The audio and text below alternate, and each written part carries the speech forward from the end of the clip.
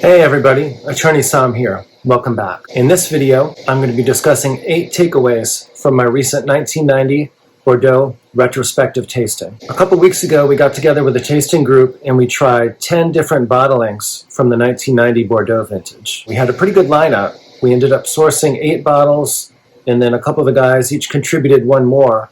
So we had 10 altogether. 5 of them were the first growths. So we had Lafite, Mouton, Latour, Chateau Margaux, Chateau Haut-Brion. We also had Mission Haut-Brion, which is a super second. We had Pichon Baron. Then we had Chateau Lynch Bages, which is a 5th growth. And then 2 right bank wines, Chateau Cheval Blanc and Chateau Beauséjour. So very, very strong lineup. Then we assembled those wines and then we poured them all at the same time. Then about 45 minutes later, everyone was in place and we started tasting through the wines. We tasted them single blind, and about an hour in, we each voted for our top 5. And after that, we did the reveal. After going through the results of this tasting and having about a week or two to reflect on it, I have 8 takeaways for collectors from this experience. First, 1990 remains an incredible vintage in Bordeaux. It's been widely regarded as a top vintage for many years, and certainly nothing from our experience can change that. All of these wines were showing incredibly well. None of them were flawed, and they were remarkably consistent. There was one of them that I'll reveal at the end as the winner, which kind of stood out, but otherwise, wines 2 through 7 were remarkably close, with not much difference between them. Really quite impressive from top to bottom. And even the wines that finished 8, 9, and 10 are wines that would most likely be wine of the night, probably every other night of the year. We were worried that some of these wines would start falling off, in particular because they had been in the glass for about 45 minutes before we started, but that wasn't a concern at all. In fact, some of them, like Latour and Haut-Brion, were still getting stronger 2, even 3 and 4 hours later. And in fact, my tasting portion of Latour may have been gone before that wine hit its peak. The second takeaway is that if you're considering between 1982 or 1990, I would definitely go with 1990 at this point. We've tried a number of 1982 wines the last 4 or 5 years, and they've been pretty much hit or miss. Some of them can still be quite good, but when you compare them next to the 1990s, you can tell that they've definitely lost some speed off their fastball, as they say in baseball. And in fact, a couple years ago, I did a 1982 versus 1990 comparison tasting with 4 top wines from each vintage.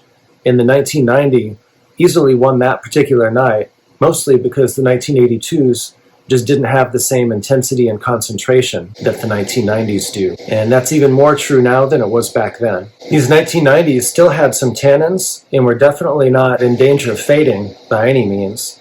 So there's definitely still time to get them. If you haven't bought them already, I would just make sure that you seek out wines with good provenance that have been properly stored. If you still want to try some 82s, then I would definitely try to seek out large formats, because those are most likely to have the most life left in them. With 750, you kind of take your chances.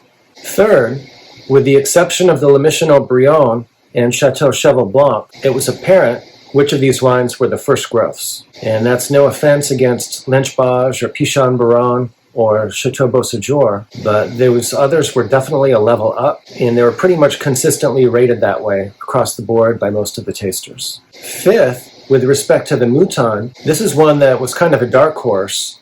This vintage wasn't really very highly regarded for Mouton, especially with it being a 1990. The bottle also was in worse condition than the others.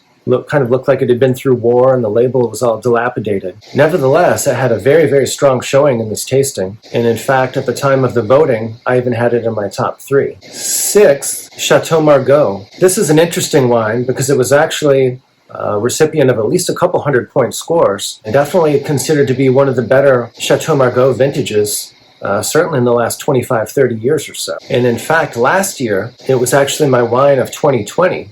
I always do a top 10 red wines for the entire year, and Chateau Margaux was number 1 out of some very formidable competition for all of 2020. Unfortunately, however, on this particular night, it wasn't even in my top 5. I think that the reason for that is when you're doing these blind tastings, sometimes the elegant wines, those with more finesse, can be overpowered by some of the more robust wines, and thus tend to get overlooked a little bit.